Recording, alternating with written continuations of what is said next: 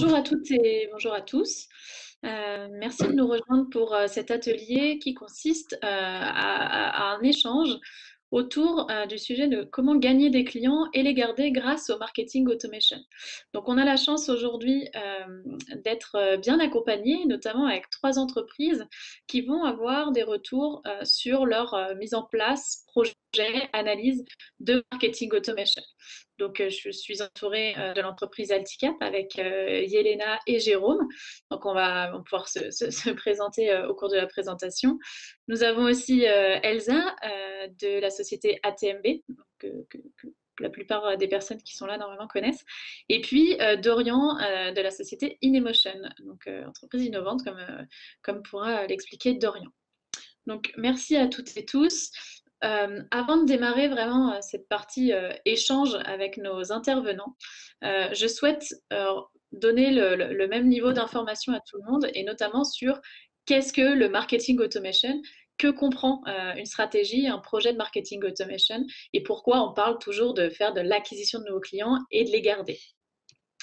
Alors très concrètement, moi j'aime bien dire qu'il y a deux fonctionnalités principales à un logiciel de marketing automation and strategy. La première, c'est que ça va nous apporter de la data. En fait, on va aller analyser tout le comportement de vos visiteurs, donc prospects, clients, contacts, qui se baladent sur vos sites, applications. Donc ça, ce qu'on appelle du tracking comportemental. On va associer tout ce comportemental à votre base de données existante et tout ce qui a été déclaratif, tout ce que les personnes peuvent vous donner au travers de soumissions de formulaires ou que les commerciaux peuvent remonter dans le CRM. Tout ça au service de la segmentation. Donc vous conviendrez que c'est déjà quelque chose de très intéressant et que toute entreprise aujourd'hui en 2021 se doit de savoir. Ça, c'est la première fonctionnalité que nous apporte le marketing automation. Et la deuxième, et pas des moindres, c'est la capacité à automatiser et à scénariser la relation avec vos contacts. Donc, on va en fait créer des scénarios qui sont automatisés avec différents canaux de communication. Alors, le plus connu aujourd'hui et le plus utilisé par nos clients d'ailleurs aussi, ce sont les emails, les SMS, des notifications en ligne, mais aussi des notifications mobiles sur des apps, etc. Et puis par exemple des webinars qui sont aussi des moyens de communiquer et de pouvoir automatiser dans un scénario global. Aussi, on parle aujourd'hui de comment on va garder nos clients. Aujourd'hui, on a 4 phases qui sont connues dans toute stratégie d'automatisation marketing pour une seule stratégie qui est bien de comment je fidélise, comment même je crée des ambassadeurs. Parfois, vous pouvez entendre dans certaines conférences, c'est vraiment l'objectif ultime. La première étape, ça va être d'attirer. Comment j'attire mes prospects, mes contacts dans mon tunnel de décision. Donc là, on va mettre en place des stratégies d'acquisition. Donc souvent, vous aurez le terme marketing automation qui sera associé à de l'inbound marketing. Je donne pour recevoir. Je vais donner des contenus riches, des lead magnets, ce sont ces termes que vous allez entendre, en échange de données. Donc un formulaire en échange d'une promotion, en échange d'un guide, en échange d'un accès à un webinar, d'un contenu premium. Tout ça aussi va être associé à votre stratégie digitale globale pour du référencement, des réseaux sociaux, etc. Mais ce qui est vraiment intéressant et ce qui rentre en compte dans la partie marketing automation, ce sont les étapes qui arrivent ensuite. C'est-à-dire qu'une fois que vous avez toute cette base de données, tous ces contacts, c'est très bien. Maintenant, il va falloir les qualifier et les nourrir. Donc, première étape, je les qualifie. Donc, une fois qu'ils sont arrivés sur mon site, je vais pouvoir les segmenter. C'est ce qu'on a vu dans la première slide.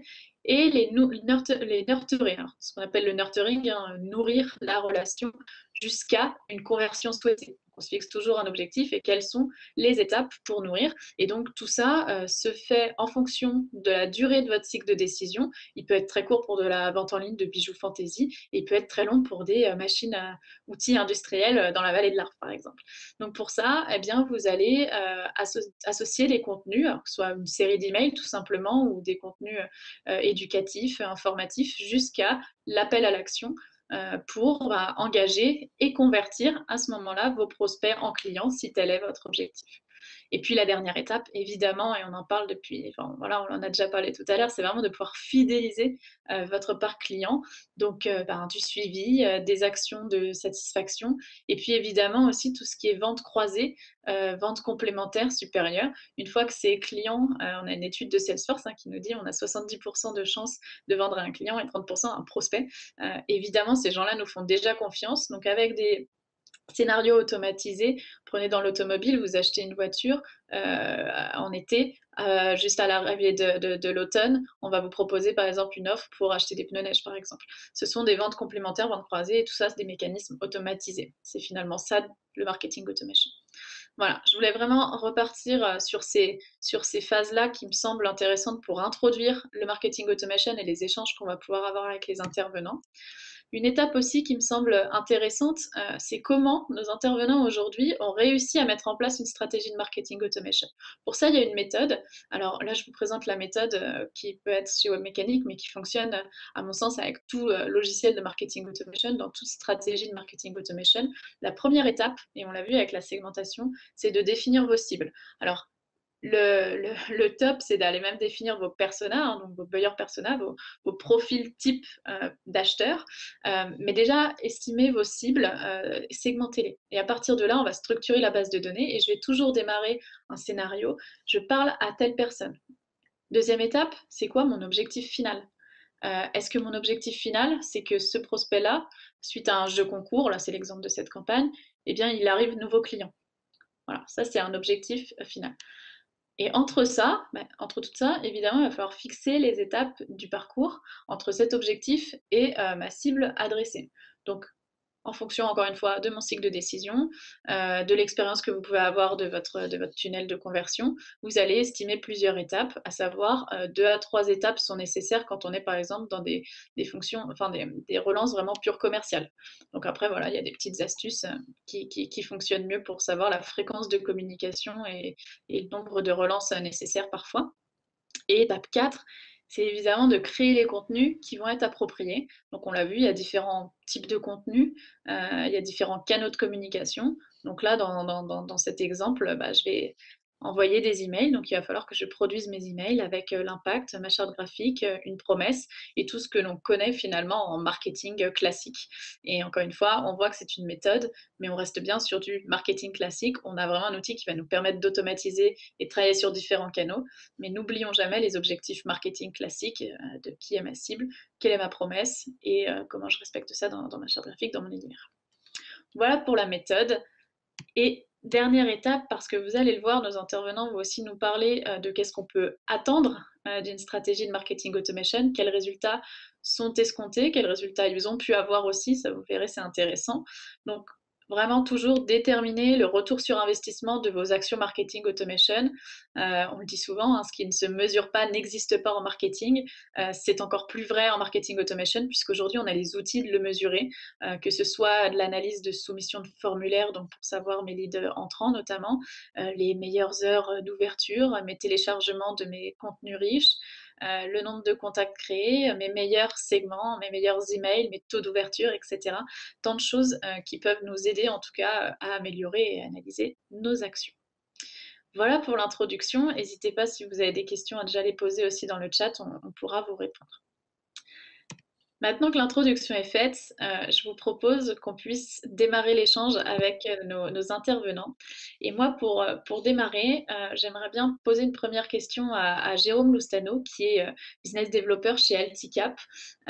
Jérôme, si tu peux nous expliquer le métier d'Alticap et toi, ton quotidien, quel a été ton rôle dans le projet de marketing automation? Je sais que ça fait 3 questions. Tout à fait.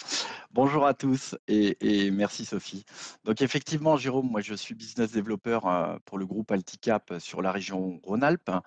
Nous sommes intégrateur global de solutions informatiques. Nous distribuons des logiciels Sage, Cegid, donc pas mal de produits, de services auprès de nos 3000 clients en France.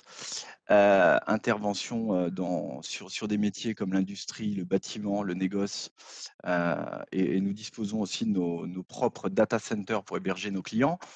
Donc, mon quotidien à moi, c'était de développer la marque, c'est de développer la marque Alticap, d'intervenir auprès de nos réseaux de partenaires, de créer des nouveaux clients.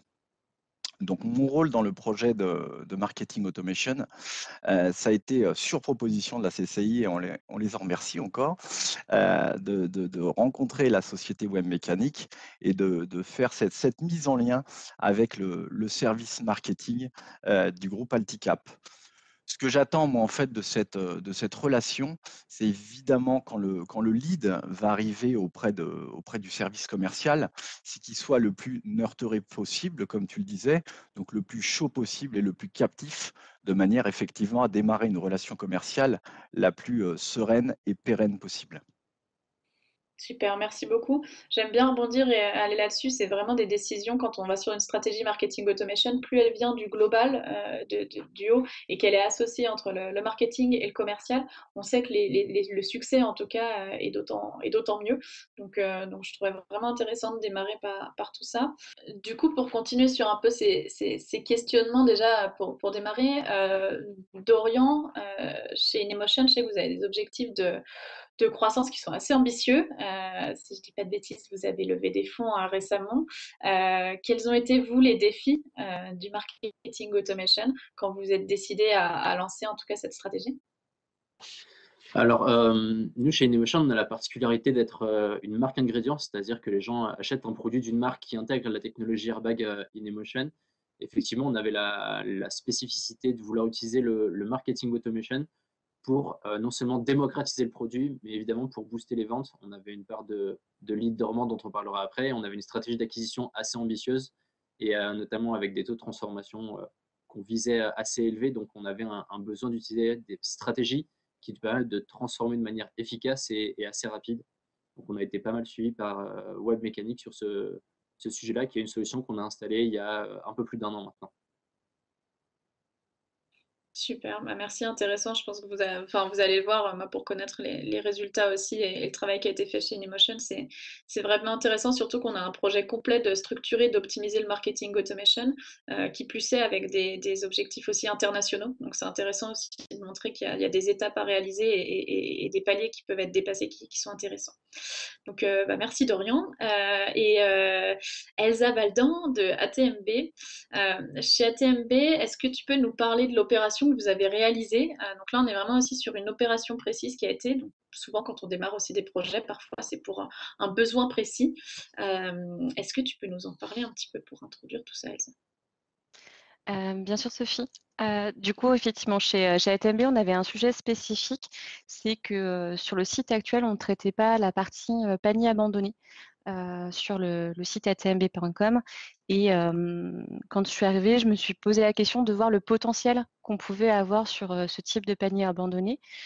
Chez ATMB, on vend en moyenne 7 000 badges par an.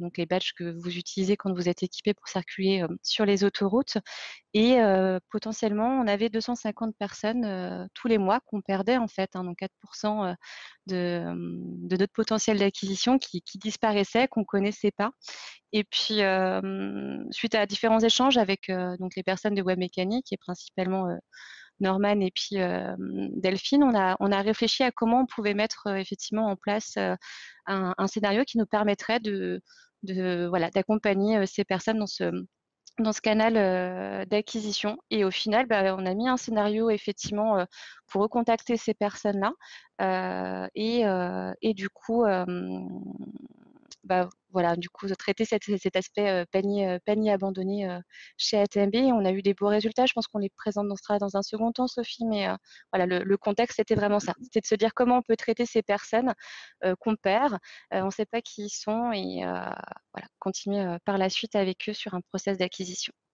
Super.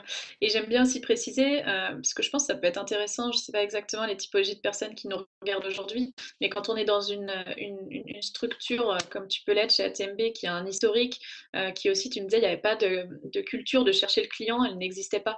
C'est-à-dire que le client, il vient parce qu'il a besoin de prendre l'autoroute à tel moment, il va prendre un abonnement parce que bon, bah, c'est plus facile ou c'est l'entreprise ou autre. Mais du coup, il y a quand même eu un changement de paradigme qui est assez intéressant et le marketing automation t'a semblé être aussi l'opportunité de retravailler un peu cette connaissance client. C'est bien ça en fait, c'est l'idée de créer du lien. C'est que, bien sûr, quand vous passez sur l'autoroute, que vous soyez avec un badge ou sans badge, vous êtes client d'ATMB.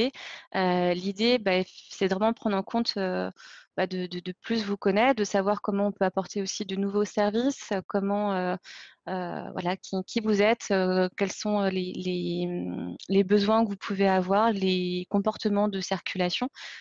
C'est toute cette logique-là aussi, qui était importante et aujourd'hui on gagne de plus en plus en maturité sur cette thématique. Mais oui, la volonté, c'était aussi de comprendre un petit peu le comportement client grâce à la mise en place du marketing automation. Super, merci. Il me semble que Yelena est revenue, donc Yelena Alticap. Est-ce Oui, que, Yelena, tu peux nous parler de quelles ont été les problématiques marketing, en tout cas, parce que ben, Jérôme a pu nous expliquer aussi ses enjeux commerciaux, mais vraiment les enjeux marketing qui t'ont dit, ben, pour moi, le marketing automation est une solution. ok. Alors effectivement, comme Jérôme l'a expliqué, chez Alticap, on a une typologie de clientèle qui est très variée. Et au service marketing, on s'est rendu compte qu'on devait attirer et intéresser des personnes très différentes finalement, avec des métiers très variés eux aussi. D'autant plus qu'en B2B, où la concurrence est quand même très rude, on doit s'adresser à des buyers persona qui sont des professionnels de leur domaine et qui savent très bien de quoi on leur parle. Et c'est des personnes qui sont plutôt exigeantes à attirer et intéresser. En parallèle, on s'est rendu compte que nos clients sont de plus en plus sensibles quant à eux au fait de recevoir des communications qui répondent à leurs besoins précis.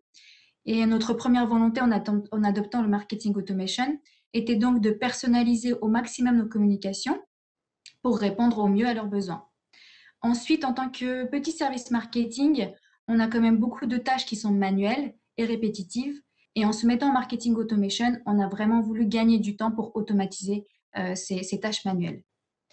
Concrètement, je vais vous donner un exemple concret. Chez Alticap, on organise beaucoup de webinars, tu en as parlé tout à l'heure, Sophie, et on envoie un questionnaire de satisfaction suite à ces webinars pour détecter des besoins. Eh bien, aujourd'hui, on va le faire automatiquement via un petit scénario, alors qu'avant, je le faisais manuellement. C'est très chronophage et c'est une perte de temps. Dernière problématique, on en a pas mal chez Alticap, c'était la volonté de nurturer notre prospect, par exemple, qui télécharge un contenu marketing sur notre site. On dispose beaucoup de contenus marketing tels que des livres blancs ou des articles de blog chez Alticap et on communique régulièrement dessus via, par exemple, des emailing. Avec le marketing automation, on veut créer des scénarios qui nous permettent de nurturer le prospect qui télécharge notre livre blanc. Je vous donnerai un exemple concret après quand tu nous poseras la question sur l'utilisation des scénarios. Mais en nurturant, on essaie de nourrir l'intérêt du prospect en lui communiquant des contenus plus intéressants et plus poussés qui peuvent l'intéresser dans le but de générer des leads. Voilà nos problématiques. Super.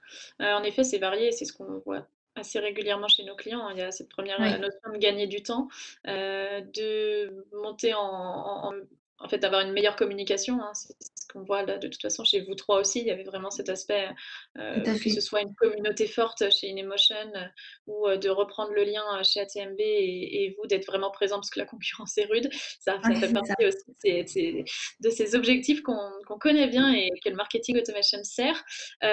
Yelena, pendant que l'introduction a été faite, moi je veux bien que tu nous parles dès à présent d'un scénario un petit peu plus Oui. concret que les personnes qui nous écoutent peuvent imaginer très concrètement, comme on l'a vu tout à l'heure avec la méthodologie. Vous, c'est quoi un scénario de nurturing chez Alticap? Oui, avec plaisir. Alors, justement, le premier scénario qu'on a mis en place, nous, c'était un scénario de nurturing, comme j'en parlais, précisément sur le sujet des logiciels ERP. Donc, je ne sais pas si ça vous parle, je ne vais pas rentrer dans le détail technique.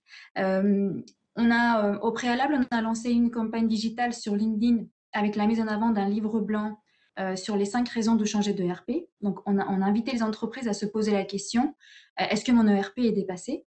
C'est un logiciel de gestion. Donc, ce livre blanc, c'est plutôt un livre blanc que nous, on appelle dans la phase attirer. Donc, ça permet de poser une problématique et peut-être d'inciter les personnes à se poser des questions qu'elles ne se posaient pas forcément autour de leur ERP. Donc là, on les accompagne vraiment dans la réflexion. On a eu plus d'une centaine de téléchargements de ce livre blanc, donc on s'est rendu compte que ça a intéressé. Et on n'a pas voulu laisser les personnes qui ont téléchargé, on va dire, dans le vent, sans les recontacter. Donc, on est passé par Webmécanique pour créer un scénario de nurturing. Donc, mon prospect a téléchargé mon livre blanc qui s'appelle 5 raisons de changer de ERP. On va lui pousser avec le scénario d'autres contenus toujours autour de l'ERP, mais des contenus un peu plus poussés. On va lui parler de solutions. Notamment, nous, on met en avant la solution CGX RP Flex.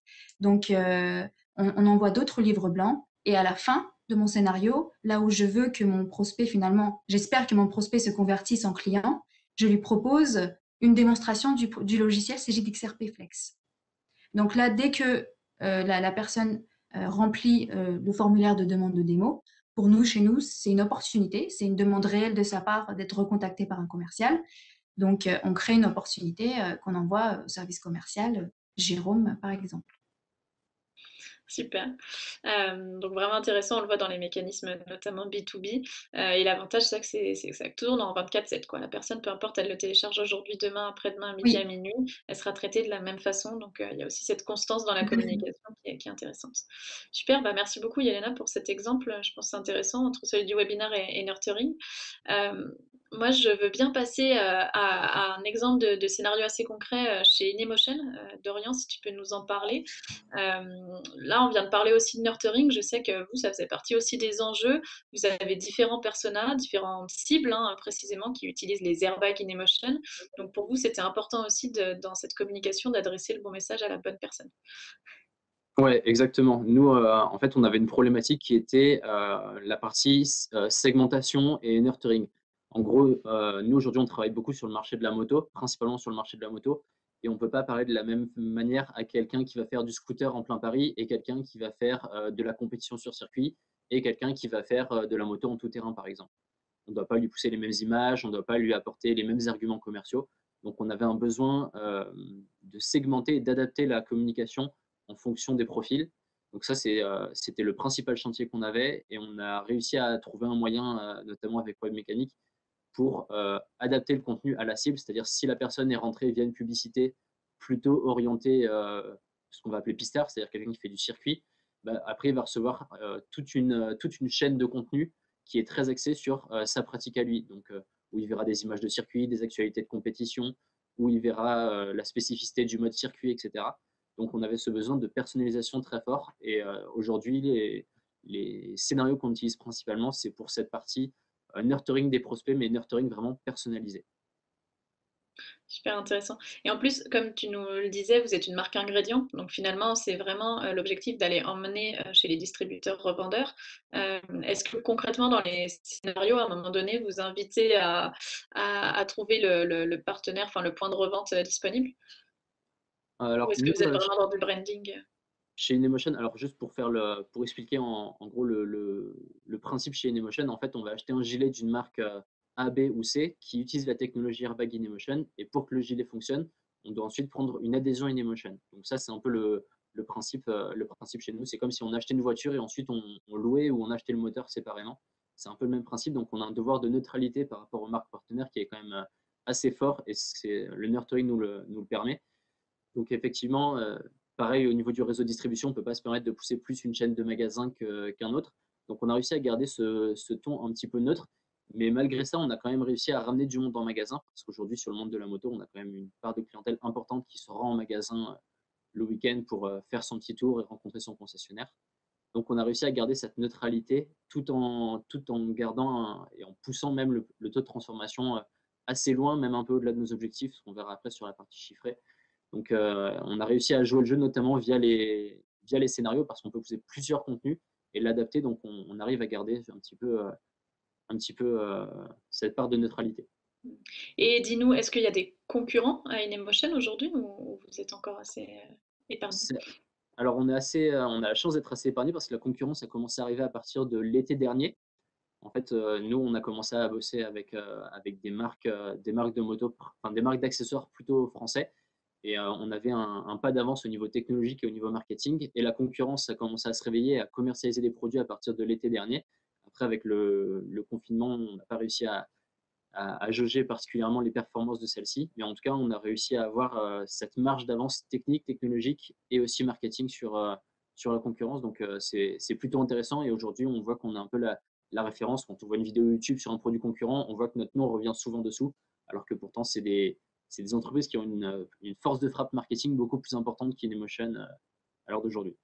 Ouais, vraiment intéressant, je trouve que c'est très malin en tout cas d'aller développer la notoriété dès le début. C'est ce qui, à mon avis, vous fera aussi tenir d'un point de vue marketing, peu importe la concurrence. Donc c'est vraiment intéressant. Tu m'avais parlé aussi de deux types d'autres campagnes. Il y avait la réactivation de leads dormants. Je pense que c'est des choses qui peuvent intéresser parce qu'aujourd'hui, on l'a vu, tout le monde a quand même une base de données, alors qu'elle soit plus ou moins obsolète, qu'elle soit plus ou moins active. Mais on a tous en tout cas des leads. Et nous, chez Webmécanique et moi particulièrement, c'est ce que je conseille dès le démarrage, c'est d'aller déjà travailler cette base, d'aller la réactiver, la trier et d'attaquer à partir de là. Est-ce que tu peux nous expliquer scénario, comment vous faites vous pour traiter les leads dormants? Alors sur la partie lead dormant, en fait, pour la petite histoire, chez InMotion, on avait mené une période qui s'appelait l'Airbag Révolution, c'est-à-dire qu'en fait, on avait été rencontrer des gens en leur disant on a des prototypes d'airbag, est-ce que vous êtes d'accord pour tester, pour récolter des données de roulage, entre autres, nous donner vos feedbacks sur le confort du gilet. L'idée, c'est qu'on travaille ensemble. Donc, on a eu beaucoup d'inscriptions et on s'est retrouvé avec une base de données de leads dormants qui, du coup, était assez importante parce qu'on n'a pas pu sélectionner tout le monde. Et ces leads dormants, on les a laissés tranquilles pendant parfois plus de 2 ans, où ils recevaient des contenus, mais vraiment au compte-gouttes, une fois de temps en temps. Et le contenu était manquait un peu de cohérence, donc au gré des personnes qui les envoyaient, des actualités, etc. Donc effectivement, il fallait réactiver ces leads dormants, mais d'une manière à ne pas les bousculer et pas de manière trop agressive commercialement. Donc on a créé un scénario qui était assez neutre et dédié pour les remettre un petit peu dans le bain, si je puis dire, et leur apporter des informations qu'ils n'avaient pas forcément sur la partie évolution produit et les pousser à se dire, OK, je n'ai pas fait partie des testeurs, mais aujourd'hui, je suis prêt à passer sur cet équipement maintenant que c'est un équipement grand public. Donc il y avait ce challenge qui était assez intéressant et où les résultats aujourd'hui sont au rendez-vous. Donc on est très satisfait parce que récupérer quelqu'un qui n'a pas eu, entre guillemets, pas eu de nouvelles de nous depuis plusieurs mois, voire plusieurs années des fois, c'est pas forcément de challenge évident. Et en ce moment, on est plutôt satisfait des résultats sur ce challenge-là. C'est sûr que c'est pas donné à tout le monde après 2 ans de non-communication de pouvoir les réactiver et qui plus est de les qualifier, de pouvoir derrière les mettre dans les bons scénarios en fonction des personas comme tu nous l'expliquais au début. Bah, Euh, pour donner un chiffre, pour se faire une idée, depuis qu'on a réactivé les scénarios sur la partie lead dormant, on a augmenté le taux de transformation de cette base de données de lead dormant de 150%. Donc, et ça, c'est à partir du moment où on a vraiment appuyé sur le bouton pour lancer le scénario. Donc ça doit faire environ 1 an qu'on a commencé le scénario. Et cet été, on a vu que régulièrement, on avait des gens de cette entre guillemets vieille base de données qui finissaient par acheter le produit. Donc déjà, l'histoire est toujours sympa de se dire il faisait partie des testeurs, mais on ne l'avait pas sélectionné parce qu'à l'époque, son profil ne correspondait pas. Et aujourd'hui, il vient acheter le produit parce qu'on lui a donné des nouvelles et parce qu'on lui a bien présenté le produit. Excellent. Intéressant. Super, merci beaucoup Dorian. Moi j'aimerais bien qu'on retourne un petit peu dans le cas ATMB. Et si Elsa, tu peux nous expliquer, tu nous parlais d'un scénario de conversion suite au panier abandonné et du coup d'être présent, peut-être même aller plus loin sur proposer des services complémentaires aux usagers. Est-ce que tu arriverais à nous expliquer un peu plus concrètement en quoi consiste ce scénario, comment il est composé? Peut-être que ça donnera des idées aussi aux personnes qui nous écoutent. Du coup, concernant le scénario qu'on avait mis en place sur le panier abandonné, c'est un scénario assez basique parce qu'au final, c'est une personne qui nous laisse après avoir rempli un formulaire de contact et ne va pas jusqu'au bout du parcours. Donc, le scénario est assez simple. On envoie un email à la personne du coup suite à l'abandon. Donc nous on avait fait le choix, c'était dans les 24 heures, on envoie un premier mail à la personne pour lui dire vous avez arrêté du coup votre parcours. On a fait un rappel en fait de l'offre qu'elle avait pris en considération parce que nous on a 3 produits qui sont le badge évasion, donc c'est je circule du coup de manière occasionnelle sur l'autoroute. On en a un qui est dédié en fait au trajet Rhône-Alpes, donc vous avez une remise en fonction de la circulation, et puis un sur le trajet du quotidien domicile-travail. Donc en fait, c'est l'occasion pour nous de remettre les offres si la première offre ne lui correspondait pas, et 72 heures plus tard, de refaire un dernier mail. On a fait le choix quand on a travaillé avec donc Delphine de Webmécanique de dire on ne veut pas non plus être dans une démarche agressive. Ce n'est pas les valeurs, en tout cas, d'ATMB. On reste une PME. On est vraiment dans une logique, effectivement, de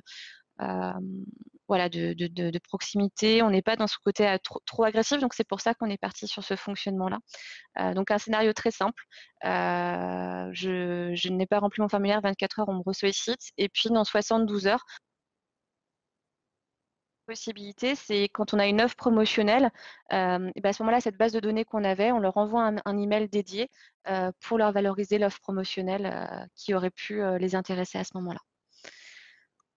Si ça répond en tout cas Super. à ton questionnement, c'est ça. Ouais, vraiment. Et ce que je Mm. trouve intéressant dans les scénarios que vous avez tous les trois pu nous partager aujourd'hui, c'est qu'on est vraiment sur comment je crée ma relation en ligne, mais finalement qui est vraiment un duplicat de la relation que vous aimeriez avoir si vous pouvez l'avoir en face à face. Et je trouve que c'est vraiment important. C'est comment on reflète votre stratégie d'entreprise, vos valeurs, quelle notoriété vous voulez avoir, mais c'est vraiment dupliqué. Il et j'entends parfois aussi voilà, des prospects chez nous, en tout cas, qui s'interrogent en venant. Mais attendez, moi, le marketing automation, est-ce que je ne vais pas spammer? Est-ce que je ne vais pas être trop agressif, etc.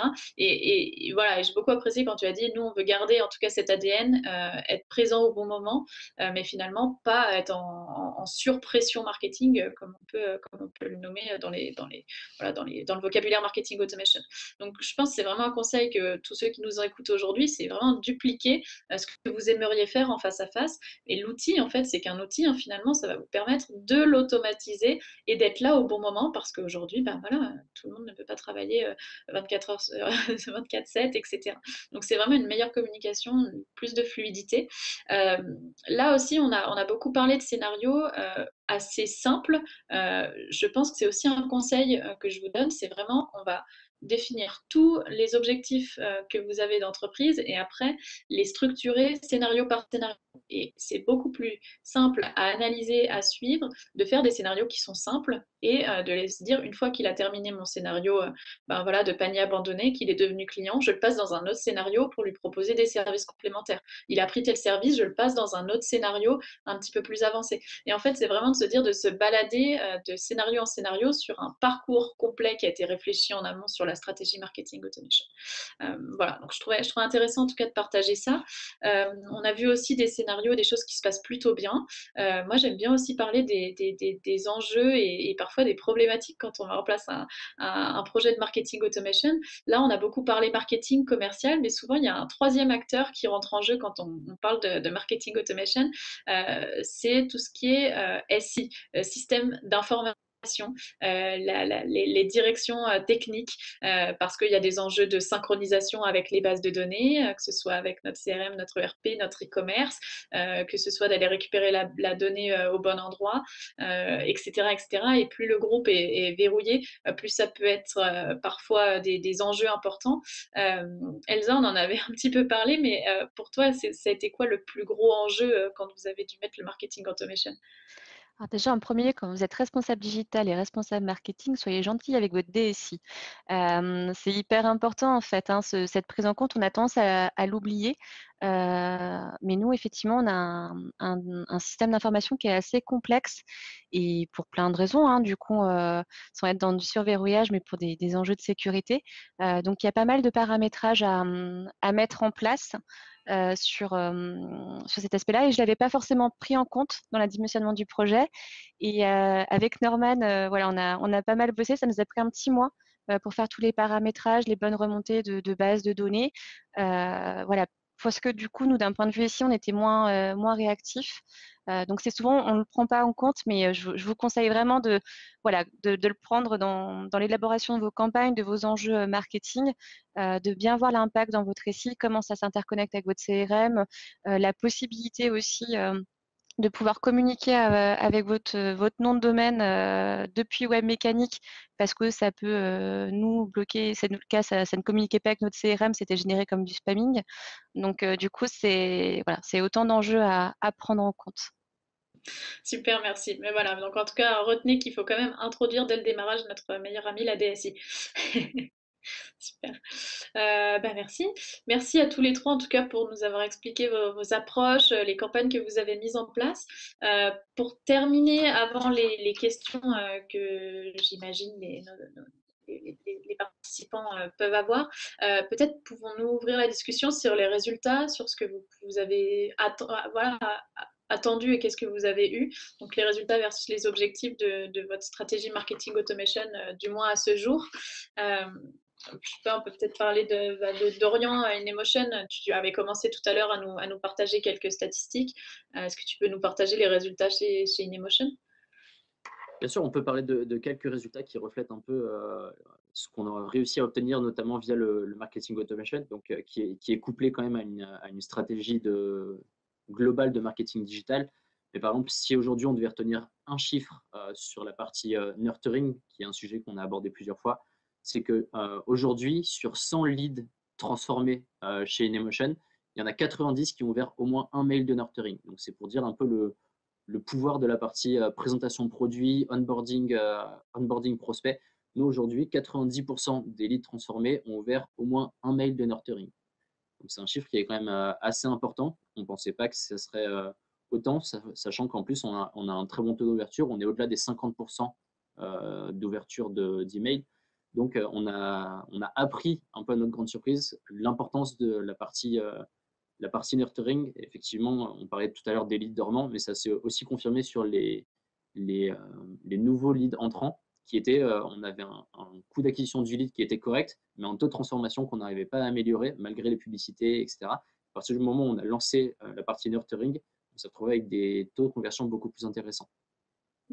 Et donc déjà, c'est assez excellent. Enfin, je trouve vraiment c'est des indicateurs qui montrent que vous envoyez bien le bon message à la bonne personne au bon moment. C'est un peu bateau, mais c'est ce qu'on dit en marketing automation, plus les personnes. Et derrière, un autre indicateur, est-ce que tu peux nous dire le taux de désabonnement? Parce que c'est aussi un indicateur de bonne communication en général. Aujourd'hui, grâce au contenu qu'on pousse, donc tout à l'heure je parlais de la personnalisation, donc on fait vraiment attention à ce qu'on va pousser au prospect. Donc un pisteur va recevoir du contenu piste, quelqu'un qui fait du travail va recevoir du contenu plutôt type adventure. Donc aujourd'hui, notamment grâce à la personnalisation, on a un taux de désabonnement qui est en dessous des 2%. Donc on est plutôt content des résultats, sachant que les gens ouvrent les mails. C'est même pas qu'on a un taux de désabonnement parce que les gens les ouvrent pas, c'est qu'ils les ouvrent et se désabonnent possiblement après. Ok. Ok, bah merci, puis bravo. Bravo chez InMotion. Merci. Elsa, est-ce que tu peux nous partager, est-ce que tes résultats, ils sont satisfaisants déjà? Est-ce que tu peux nous les partager, nous dire si toi ça convient, c'est ce que tu avais imaginé en termes d'objectifs? Bah, écoute, nous, ils sont super satisfaisants. Je vais revenir juste sur le point rapide de Dorian, effectivement, sur la logique de qualité, de taux d'ouverture et de taux des inscriptions. Moi, j'étais épatée, on était sur des taux d'ouverture de mail de plus de 67%, avec un taux de désinscrits de 0,35%. Donc concrètement, on se rend compte que, voilà, en tout cas, la personne avait quand même bien identifié qui on était, mais on est sur une bonne qualification, en tout cas de la prise de contact. Et pour moi, j'étais partie sur les bases d'un taux de panier abandonné. J'étais partie sur 2%, qui sont à peu près les moyennes du coup françaises sur cette thématique-là. Nous, on est arrivé à 8%. Donc, sincèrement, on est hyper satisfait du résultat. On est en pleine refonte de notre site actuellement et c'est un vrai sujet qu'on est en train de reprendre en compte dans le parcours de souscription. Donc, si vous voulez, ce POC, nous, on l'a vraiment vu de cette façon-là. C'était une partie test pour voir le potentiel marketing sur cette thématique. C'est approuvé voilà, sur cette thématique-là. Donc, vraiment un bon taux. Et puis pour nous, un retour business qui est très intéressant puisqu'on a amorti du coup l'investissement qu'on a fait de la création des templates de scénarios de web mécanique en un mois. Et un simple contact nous permet de rentabiliser le coût mensuel de la solution. Donc concrètement, c'est que du positif. Donc C'est merci idéal Web en effet. Mécanique. Ouais, bah, merci à vous. Ça se fait de toute façon, c'est toujours conjointement, hein. C'est une stratégie marketing aussi qui doit être travaillée globalement, comme disait Dorian, comme chez vous aussi. L'outil est un outil et après, c'est qu'est-ce qu'on en fait autour. Donc bravo. Et je pense que c'est vraiment intéressant. Et le taux de conversion et le retour sur investissement, c'est bien la finalité d'un projet de marketing automation. Donc ça nous montre que c'est intéressant. Bah, merci. Yelena, je sais que c'est un petit peu plus récent chez vous. Oui. Il y a peut-être des retours qui sont un petit peu moins précis qu'on a eu la chance d'avoir de Dorian et Elisa. Mais pour Oui, tout à toi, fait. est-ce que tu peux nous faire une première analyse des premières campagnes qui ont été mises en place? C'est toujours intéressant aussi, c'est des choses qu'on peut se poser au début, hein. Oui, tout à fait. Chez nous, c'est vrai que c'est un petit peu tôt de parler de résultats en termes d'ROI parce que nous, notre but in fine, c'est d'améliorer le ROI du service marketing. Par contre, ça nous a permis d'enrichir les bases de données qu'on avait créées au préalable sur les réseaux sociaux. Donc, de ne pas perdre ces gens et de les nurturer, ça c'est très important quand même. Et on est sûr que ça va donner du résultat. On a créé de la visibilité sur notre site internet aussi, beaucoup. Mais j'aimerais faire un retour d'expérience un peu plus personnel sur l'utilisation du marketing automation. Sophie, tu disais tout à l'heure que c'est très important de commencer par des scénarios simples. Je partage complètement ce retour. Il faut savoir que paramétrer des scénarios et les mettre en place et surtout en avoir les résultats qu'on attend, ça peut être relativement long. Et c'est pas quelque chose d'assez de basique à mettre en place. Il faut se laisser le temps de les tester, de les modifier quand on voit qu'on n'a pas forcément le résultat qu'on attend et de tirer des bénéfices. Surtout si c'est des scénarios qui ont des étapes longues, ce qui est notre cas chez Alticap. On veut pousser pas mal de contenu pour être certain que notre prospect est intéressé par le sujet en question. Donc, pour l'instant, on est plutôt dans cette phase d'analyse et d'amélioration des scénarios qui sont déjà en cours. Super, bah, merci beaucoup pour ce retour et je pense que c'est vraiment intéressant et les personnes qui nous regardent, si vous êtes déjà lancé ou pas encore lancé, c'est vraiment le conseil aussi que j'approche étape par étape, des points d'analyse micro mais aussi macro sur la partie retour sur investissement global du projet et c'est là où le lien entre Jérôme et Yelena est hyper riche et on a la chance aujourd'hui de vous avoir tous les deux parce que ben voilà, c'est vraiment le cycle de la partie objectifs d'entreprise, commerciaux qui sont déclinés. Le marketing est vraiment au service du commercial et encore plus aujourd'hui quand on fait appel à ces outils. Super. Bah, en tout cas, merci beaucoup à vous. On arrive au bout de l'échange. Je sais qu'on nous a demandé de garder quelques temps, quelques minutes, parce qu'il semble qu'il y a quelques questions. Donc, Oui, on est toutes oui. effectivement, il y a quelques questions qui justement recoupent ce que vous venez de dire. La première question, c'est si l'on pondère le coût d'implémentation, coût du salarié maniant le logiciel d'automation et les frais, est-ce que l'engagement pour une petite PME n'est pas trop important? C'est une bonne question à se poser parce que je pense qu'il y a des objectifs. Alors, on dit un retour sur investissement, c'est la première chose et c'est la chose qui est tangible. C'est combien j'investis. Donc, je trouve ça très intelligent et en tout cas, c'est ce qu'on va inviter à avoir tous les coûts, donc autant humain que le logiciel en soi, le temps en effet qui va être passé. Il y a peut-être comme on disait, des synchronisations avec l'IT qu'il faut prévoir et qu'il faut externaliser parce qu'on fait appel à un intégrateur, etc. et même pour des PME. Donc, c'est bien ces coûts-là à imaginer. Ensuite, à mon sens, il faut le corréler aussi avec le cycle de décision. Là, on le voit avec nos 3 intervenants, il est différent. En introduction, j'en parlais, c'est différent avec un cycle de décision rapide, je sais pas, des bijoux fantasy, j'aime bien cet exemple en ligne de e-commerce où on va se décider dans l'heure, et des machines industrielles où on va mettre 1 an pour vendre une machine, mais cette machine, elle vaut 1 million d'euros. Donc en fait, il faut aussi pondérer le retour sur investissement sur la durée de ce cycle de décision. Et après, il y a des choses qui ne se mesurent pas forcément en euros, mais qui se mesurent en notoriété. Je sais pas, on prend InEmotion, il y a aussi cette position de prendre une place, une notoriété avant les autres concurrents. Il y a cette meilleure communication, on l'a vu avec les taux d'ouverture, c'est un indicateur de j'arrive à mieux communiquer avec mes prospects, mes clients. Donc aujourd'hui, nous par exemple, on travaille aussi avec des TPE, des PME, des startups. Donc je pense que plutôt voilà, pour répondre à la personne qui posait cette question, c'est poser la question de l'investissement versus le coût. Et après, faut trouver aussi la solution. Là, je te parle de web mécanique, mais il faut trouver la solution qui convient. Il y a des solutions qui sont très, très onéreuses et qui, en effet, conviendront pas peut-être pour se lancer parce que c'est un budget à démarrer. D'autres qui sont peut-être pas des solutions de marketing automation avancées, mais juste d'emailing personnalisé qui permettent déjà de mettre un pied à l'étrier. Donc, c'est aussi trouver ce ratio-là. Merci. Du coup, vous avez répondu un peu à toutes les questions d'un coup, puisqu'elles se recoupaient. C'était vraiment par rapport au temps passé, aux petites entreprises qui avaient peur d'avoir trop de temps et de budget à y consacrer, mais vous avez bien répondu à tout. Donc, nous arrivons au bout de la présentation. Je vous remercie. Merci beaucoup, Émilie, et merci à tous. Merci à tous. Au revoir. Merci.